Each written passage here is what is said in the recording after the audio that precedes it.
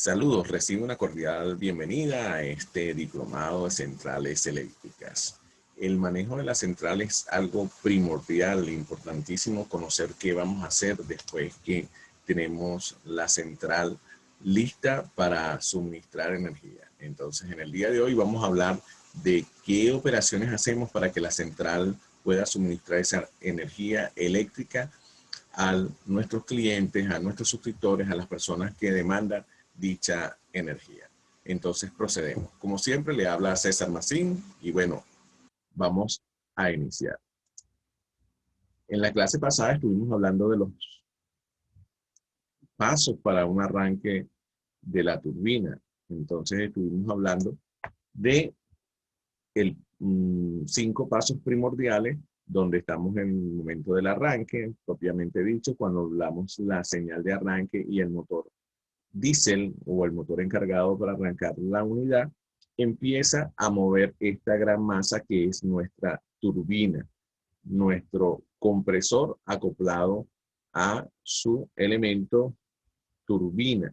Entonces, iniciamos este proceso con esa señal de arranque, ¿verdad? Y arranca a moverse la unidad. Debemos recordar que esta unidad está previamente en giro lento por la masa tan grande que constituye el rotor y que las buenas prácticas nos indican de colocarla en giro lento para poder establecer cualquier problema antes del arranque. Una vez que hemos dado la señal de arranque, viene otro proceso donde alcanzamos hasta el 20% de la velocidad de la máquina, que es el proceso de purga, que ya antes hemos hablado en este espacio.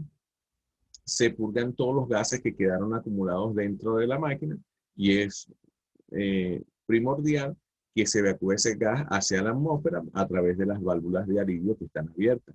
Recordemos que la máquina para arrancar tiene los alavejías en posición cerrada. Seguimos con el tercer paso que llamamos fuego, fire, ¿verdad? En este paso aproximadamente al 50% entran las bujías de inyección y producen la chispa y se produce llama. A partir de ahí, la llama va produciendo esfuerzo y la máquina entra en una etapa que es la aceleración. Entonces la máquina empieza a acelerar por sí misma a través de la expansión de los gases calientes. Entonces el motor diésel se desacopla a la turbina alcanzar mayor velocidad que la del motor diésel. Entonces se produce el desacople y viene la parada del motor diésel. Y por último, sigue avanzando la turbina solamente por su propio impulso y alcanza el 95% de la velocidad nominal o de la velocidad que hemos prefijado, velocidad sincrónica. Entonces eso es lo que llamamos full speed non-load, ¿verdad? Hemos alcanzado la máxima velocidad sin tener carga conectada. Entonces aquí tenemos los 5 pasos primordiales para el arranque de nuestra máquina. Entonces, ¿y ahora qué hacemos? Ya tenemos la máquina al 95% de la velocidad que hemos prefijado. La máquina está lista para sincronizar. Ahora los operadores deben proceder a la sincronización de la máquina para poder conectar carga. Lógicamente, el operador tiene todos los parámetros de funcionamiento a la mano para ver cómo está funcionando la máquina. No debemos olvidar que tenemos toda una serie de elementos que estamos monitoreando en tiempo real a través de la pantalla que tienen a disposición los operadores. Igualmente recuerdo este diagrama fosorial, que es la representación de cómo observamos la máquina desde el punto de vista teórico. Recordemos que tenemos una tensión en su cero, que representaría la tensión del generador interna, tenemos la tensión B, que representaría la tensión en barra, y aquí hemos hecho una simplificación utilizando lo que es la reactancia sincrónica. Vemos al lado derecho de sus pantallas, vemos JIXS, que es la caída producto de la reactancia sincrónica. Podemos recordar de clases anteriores que tiene que ver la reactancia sincrónica agrupa la reacción de armadura y agrupa la caída propia en la reactancia de tipo inductivo presentada por el devanado. Tenemos también en la gráfica señalado en color rojo la corriente y vemos el ángulo de desfasaje entre la corriente y la tensión. Entonces, quiero que recordemos este ángulo sigma que tenemos aquí, donde podemos observar el ángulo de desfasaje entre la tensión interna de la máquina y la B que tenemos de referencia o B de Bornes. Haciendo un poquito de repaso de clases anteriores, podemos verla en esta figura, cómo se observa la tensión inducida y cómo se observa la tensión en Bornes ya al final. Recordando lo que comenté sobre la reacción de armadura y sobre las caídas propias internas de la máquina que podemos observar. Entonces, el operador tiene que recordar esto, digamos, de forma práctica, que qué parámetros él debe mover para proporcionar P y qué parámetros debe mover para proporcionar Q. Recuerden que la potencia activa P es la que realiza trabajo. La potencia Q se lleva en campos magnéticos o se gasta en la producción de campos magnéticos, pero ambas vienen de la mano. No podemos tener un sistema alterno que no tengan consumo de P y consumo de Q. O sea, podemos jugar con esas ambas variables, coexisten en nuestro sistema. Entonces, el operador, por razones prácticas, sabe que el manejo de P depende del suministro de combustible y el manejo de Q depende del manejo de la corriente de excitación. Seguimos conversando del tema. Entonces, el operador tiene que cumplir las condiciones de sincronización. Vamos a imaginarnos este símil que tenemos aquí, donde hay tres máquinas, donde una de las máquinas, el interruptor está señalado en blanco, o sea, sin relleno en azul. Ese es el que estaremos incorporando a ese sistema de tres máquinas. Entonces, la máquina que vamos a incorporar tiene que tener igual tensión. Entonces, cuando decimos igual tensión, nos referimos al módulo y en ángulo. Tenemos que hacer que el módulo y el ángulo sean coincidentes. Igualmente tenemos que hablar que las frecuencias deben ser iguales. La frecuencia del generador que estamos incorporando al sistema tiene igual que ser a la frecuencia del sistema. Ambas frecuencias tienen que ser iguales.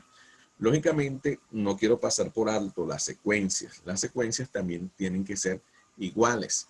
Lógicamente, la secuencia no cambia, salvo que usted en estas unidades que estamos hablando de sistemas de generación muy grandes, estemos hablando de unas labores de mantenimiento que por X, Y, Z, por una mala práctica, cambien la posición de los cables, cambien la posición de las líneas a la entrada de la subestación. Eso es poco común, pero bueno, en términos generales, teóricamente tenemos que repasar esas tres condiciones. ¿Cuáles son esas tres condiciones? Voltajes iguales, frecuencias iguales y secuencias iguales.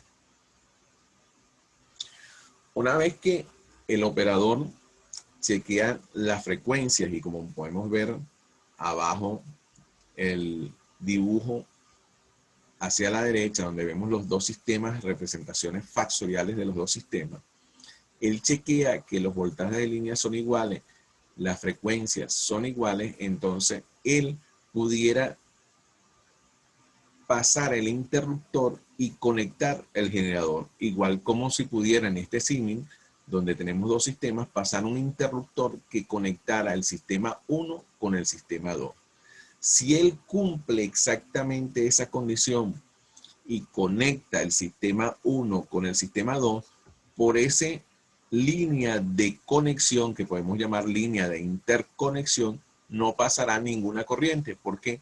Porque ambos sistemas están colocados en las mismas condiciones operativas. O sea, los voltajes de línea son iguales, están en ese momento al mismo ángulo, cumplen con la misma secuencia, por lo tanto, no hay diferencia de tensión entre la línea 1, perdón, entre el sistema 1 y el sistema 2. Condición ideal para pasar un switch de interconexión y conectar los dos sistemas. O sea, que la sincronización no solamente es la incorporación de una unidad al lado de otra o de una unidad que están en el mismo sitio. la sincronización también es necesaria cuando estamos interconectando sistemas. Entonces, por eso hacemos alusión a esta lámina. Entonces, ¿cómo hace el operador para cumplir esas perfectas condiciones de sincronización? Lógicamente, el operador puede, a través de su joystick, a través de su control, puede hacer uso de el aumento de la potencia a través del combustible o la disminución de la potencia. Supongamos que él se ve que su máquina está por debajo de la frecuencia que va a sincronizar y simplemente se va a dirigir al joystick y le va a dar un poco más de combustible. Entonces ya la máquina va a subir la frecuencia y él a través de la pantalla puede ver si está alcanzando la frecuencia deseada. Lógicamente el operador tiene todas las variables directamente en la pantalla y puede observar los cambios que está produciendo. Si él está sincronizando una máquina a un sistema interconectado, él, una vez que pasa el switch, poco puede hacer con el aumento de combustible, o sea, la frecuencia no va a sufrir cambio. Y quiero aclarar esto, ¿por qué no va a sufrir cambios? Porque está conectado a un sistema de muy alta inercia, que es el sistema interconectado. En cambio, si él está conectándose a otra máquina del mismo tamaño, o sea, estamos colocando dos máquinas en paralelo, como en el dibujo, entonces, sí, la variación de combustible va a producir cambios en la frecuencia, porque la inercia del sistema son comparables. Entonces, tenemos que analizar si estamos trabajando a veces en sistemas aislados o estamos trabajando en sistemas interconectados. Pero es muy importante tomar en cuenta que el aumento de combustible o disminución de combustible va a producir aumentos en la potencia activa o disminución en la potencia activa, con muy poca variación en la potencia reactiva. De igual forma, la excitación se controla a través del joystick y vamos a trabajar a través del control manual del operador. Él puede subir la excitación, eso significa subir corriente de campo al generador, o bajar la excitación, que significa disminuir corriente de campo. El aumento de la excitación en un sistema aislado se va a traducir en un aumento de la tensión, pero en un sistema interconectado, el operador va a poder hacer poco, ¿verdad? Porque su unidad es muy pequeña contra el resto de las unidades y un aumento de excitación se va a traducir en un suministro de potencia reactiva al sistema, y una disminución de excitación puede traducirse en un consumo de potencia reactiva del sistema. Es más, nosotros podemos hacer trabajar la máquina que consuma potencia reactiva en lugar de estar entregando potencia reactiva. Es más, podemos tener condiciones de recién sincronización donde no estamos entregando potencia reactiva y sobreexcitamos la máquina y estamos en aquella famosa condición teórica que es un condensador sincrónico. Lógicamente, nosotros podemos disminuir tanto la excitación que lo convertimos en un inductor. ¿Qué quiero decir con esto? Podemos hacer funcionar la máquina de forma que solo consuma potencia reactiva y se convirtió en un inductor. O sea, esa figura teórica de condensador sincrónico e inductor sincrónico lo podemos obtener a través de la condición de recién sincronización. Quiero hacer énfasis que un generador es generador cuando entrega potencia activa P y se comporta como motor cuando consume potencia activa P también, pero hacia abajo.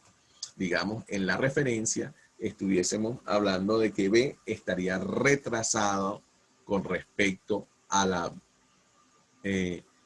la tensión de referencia.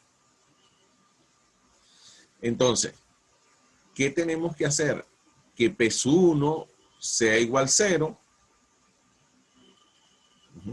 y P es el que está encargado de suministrar toda la carga. Me explico qué quiero decir con esto. Cuando nosotros cumplimos la condición de sincronización, somos perfectos en ese proceso. Igual secuencia, igual frecuencia, igual tensión, módulo en ángulo, yo puedo pasar este switch y no va a haber ninguna circulación de corriente por este nodo porque las tensiones son iguales y no hay diferencia de potencial. Lógicamente, esa condición no se hace de forma práctica. Nosotros de forma práctica colocamos la unidad que vamos a sincronizar un poco a mayor velocidad con el objetivo de que cuando pasemos al switch, el sistema no se sienta cargado con la máquina que estamos conectando, sino más bien que nosotros estemos entregando potencia al sistema a los cuales nos estamos interconectando. Entonces, una vez que hemos pasado ese switch, como antes les comenté, que la corriente por ese punto es igual 0, lo hicimos muy perfecta sincronización o muy parecida a una condición óptima, procedemos a tomar carga con la unidad 1. Entonces, ¿qué es lo que hacemos? Aumentamos el suministro de combustible. Debo recordar que previo al switch a pasar el interruptor que sincroniza la máquina a la barra, que conecta la máquina a la barra, hemos advertido a todo el sistema que estamos incorporando la unidad a barra. Igualmente, previamente lo hemos advertido por radio que estamos en proceso de arranque de la unidad. Como hemos de recordar, en este diplomado hemos hablado de todos esos procesos y este es un proceso lento, es un proceso que en las máquinas dura varios minutos.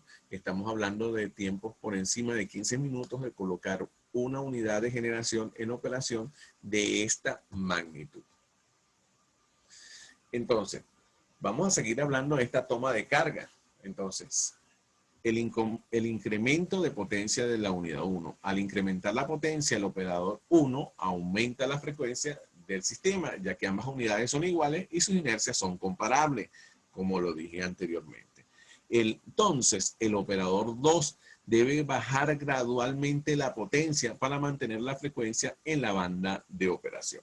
Entonces, estos operadores, trabajando en condiciones manuales, ellos hacen este ajuste de forma gradual y entonces una máquina va subiendo carga y la otra la va disminuyendo. Existe un modo de operación y quisiera aprovechar ya introducir que es el modo drop. Si ambas unidades están en modo drop con ajuste igual, ejemplo, un 2% de caída automática con respecto de la velocidad en vacío a la velocidad en plena carga, entonces ambas máquinas, como vemos en la figura, se van a ajustar a la misma potencia P y P sub 1 más P sub 2 van a ser igual a la potencia demandada por la carga. Entonces, el modo drop es un modo bien interesante porque nos permite que la máquina se estabilice a uno y solo uno, como se dice matemáticamente, en un solo punto y solo uno. O sea, solamente existe un punto para estabilizar la máquina, dando, como se ve en la figura, la posición de peso 1 y la posición de peso 2. Me voy a explicar qué sucede ahora si cambiamos el drop de la unidad 1 y le ponemos un drop mucho más inclinado. Entonces podemos observar que el drop de la unidad 1, peso 1 ahora es más pequeño, peso 2 es más grande y peso 1 más peso 2 deben ser igual a la potencia total demandada por la carga. Entonces, de esta forma, nosotros cambiando la posición del drop podemos hacer que una máquina se cargue más y una máquina se cargue menos. Pero que quiero que quede claro que el drop te permite una solución fácil de control. ¿Por qué digo fácil de control? Porque uno y solo uno de los puntos satisface la ecuación. Me explico nuevamente en este punto que es para mí muy importante, que solamente en este cruce y este cruce satisfacen la ecuación que son iguales a la potencia de carga. Hay una condición inequívoca de que esa es la posición, esa es la potencia que deben suministrar cada una de las máquinas. Fíjense qué pasa si no ajustamos los modos drop. Antes de hablar de eso, voy a comentar que en posición automática el sistema de control hace los ajustes para mantener el reparto de las cargas en condiciones operativas óptimas. Si la unidad se conecta a un sistema de mayor inercia, la frecuencia se mantiene invariable, como hemos comentado anteriormente, y solo se ajusta el valor de potencia entregado.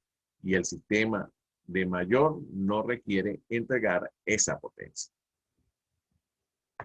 El sistema de mayor inercia no requiere entregar esa potencia. Entonces, cuando podemos tener unidades funcionando,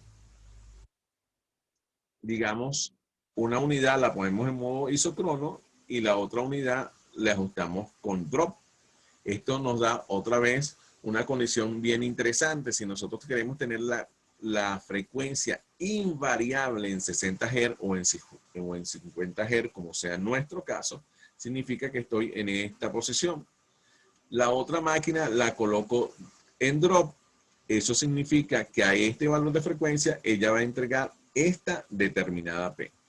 Eso es muy importante, ¿verdad? Eso me limita que el generador 2 siempre va a estar entregando una determinada potencia y el generador 1, que está en modo isocrono, el otro está en modo drop. Generador 1 en modo isocrono, generador 2 en modo drop. ¿Qué va a suceder? Que las variaciones de potencia que sufra la carga o que demande la carga la va a absorber el generador 1. O sea, este generador se va a mantener entregando la misma potencia. En cambio, el generador 1 tiene que moverse en diferentes posiciones para satisfacer la condición que P1 más P2 es igual a la potencia de la carga. Entonces, cuando los operadores colocan este sistema en un sistema, digamos, interconectado, uno dice, bueno, yo me encargo del control de la frecuencia, lo coloca de forma isocrono y el otro simplemente sabe que P1 de su máquina va a estar fija en ese valor. Entonces, lo que suelen hacerse como pacto de caballeros, que uno está pendiente de la potencia y el otro está pendiente de la tensión del sistema con la excitación. Entonces, ¿qué es lo que no debemos hacer y que es parte de lo que quería conversarle anteriormente? Que lo que no podemos tener es un sistema donde colocamos las dos máquinas en isocrono, los dos gobernadores en esta condición. ¿Por qué?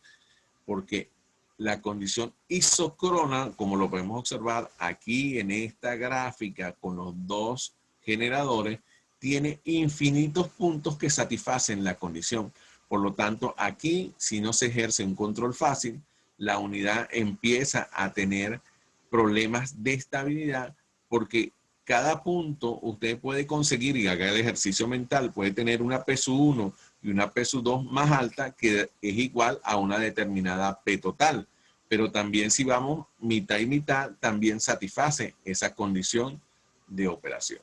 Entonces, es bien importante recordar que ese modo de operación no es adecuado. El modo isocrono con dos unidades en funcionamiento nos genera inestabilidad. Vamos a hablar qué pasa con los aumentos de la excitación. Volvemos al punto donde las unidades están como vemos en la figura, una condición normal de operación y recordamos que P está asociado con el segmento azul y Q está asociado con el segmento Q. Dice, la tensión en barra es el resultado de ambas unidades. El incremento de la excitación en una de ellas hará que la tensión interna del generador se incremente entregando potencia reactiva. Podemos observar que cualquier incremento de E sub G al mismo valor de potencia se va a traducir en un incremento de Q. Entonces, vamos a ver aquí este símil muy sencillito donde tenemos dos sistemas y donde B sub 1 es mayor que B sub 2 simplemente en módulo. Observen que no existe ningún desfasaje. Podemos observar que entonces, no me voy a concentrar en P de la otra gráfica que aquí desaparece, solamente hay un segmento de doble trazo en rojo que es Q y va a aparecer una corriente, como podemos observar, retrasada 90 grados a B sub 1. ¿Qué quiero que observen con esto?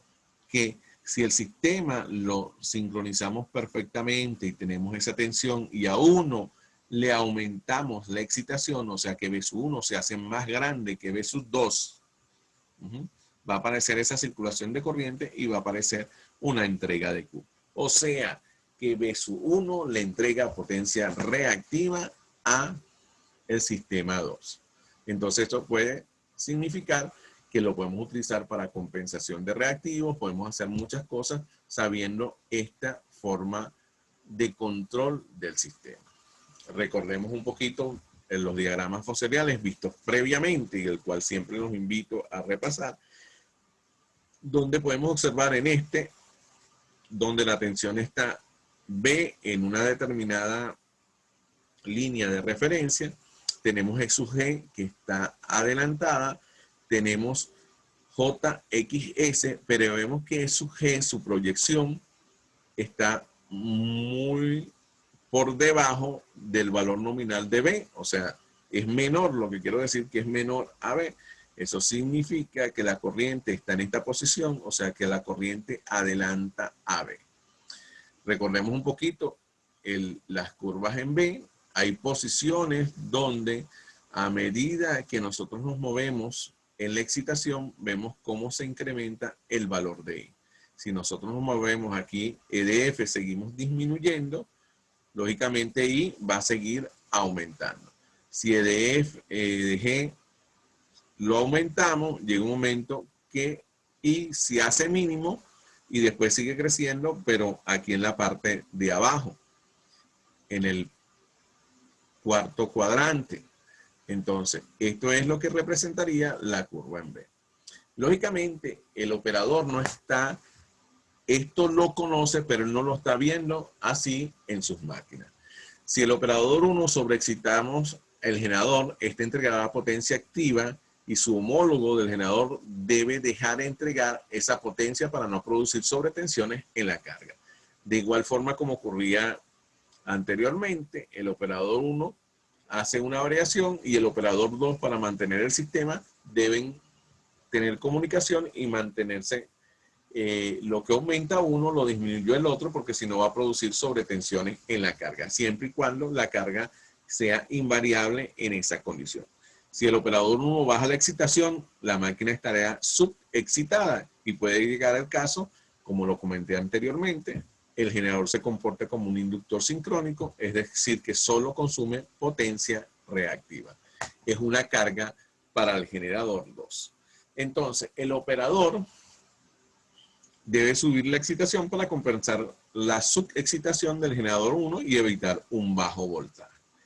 Como le comentaba, los operadores no están trabajando en esa gráfica como nosotros la vemos, sino en una gráfica de comprensión desde el punto de vista fasorial, sino el operador lo que trabaja es con este diagrama de operación, el diagrama de capacidad de la máquina, y él siempre trata que la máquina esté dentro de lo que él considera que es su forma segura de trabajo. ¿Por qué digo él? Porque el fabricante le da la gráfica totalmente y él, de acuerdo a las condiciones de trabajo propias, algunas limitaciones de potencia, que ya no la máquina no es nueva, él se mantiene dentro de la curva de operación.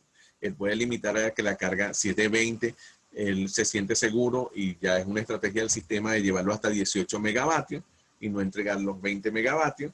Entonces, es importante saber cuáles son esas condiciones que el operador tiene para trabajar, siempre y cuando estén dentro de lo que sería la condición segura de operación. Entonces, de esta forma podemos interconectar dos sistemas y podemos aumentar la potencia activa, potencia reactiva y poder compensar las carencias de un sistema con los excedentes de otro sistema. Los ajustes de tensión de salida son muy importantes. Aprovecho que estamos hablando de ello. Una vez que la máquina está operando, el sistema está operando, recuerden que la carga produce un efecto desmagnetizante y produce una caída de tensión. El voltaje en vacío puede ser 1, podemos estar hablando de 14 kilovoltios, y cuando conectamos carga, la tensión baja a 13. Lógicamente es producto de la propia caída y efecto desmagnetizante que produce la conexión de carga. Por lo tanto, para mantenerlos en 13.8, el operador a veces realiza, o lo general, tiene que realizar algunos ajustes a través de su excitación. Pero, ¿qué sucede? El sistema es cambiante, como puede bajar carga, puede tener cargas de tipo muy inductivas y hace que la tensión al final, al cliente final, le esté llegando muy baja. Por lo tanto, tenemos las estrategias de colocar bancos de capacitores, y al colocar bancos de capacitores, bueno, podemos mejorar fuertemente el perfil de tensión, pero también tenemos el riesgo que cuando esas cargas de tipo muy inductivo que compensamos con la colocación de capacitores, ¿verdad? Al suprimir las cargas de tipo inductivo porque la fábrica paró y el banco de capacitores queda conectado, vamos a obtener la presencia de sobretensiones. Entonces, ojo, esto es el funcionamiento normal. Si dejamos los bancos de capacitores, obtenemos las sobretensiones. Por lo tanto, tenemos que tener un sistema donde estamos en perfecta comunicación con nuestro sistema de distribución, nuestras compensaciones en la línea, para poder meter y sacar bancos de capacitores de forma que nos permitan trabajar de forma óptima.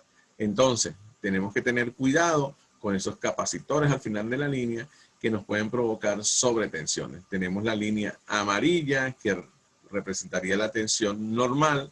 Si nosotros operamos un sistema con carga inductiva, tenemos que tener una tensión en vacío un poco mayor que la tensión que pensamos obtener en la carga, estar por encima, pero con carga capacitiva la tensión se va a aumentar por el efecto magnetizante que producen las cargas capacitivas.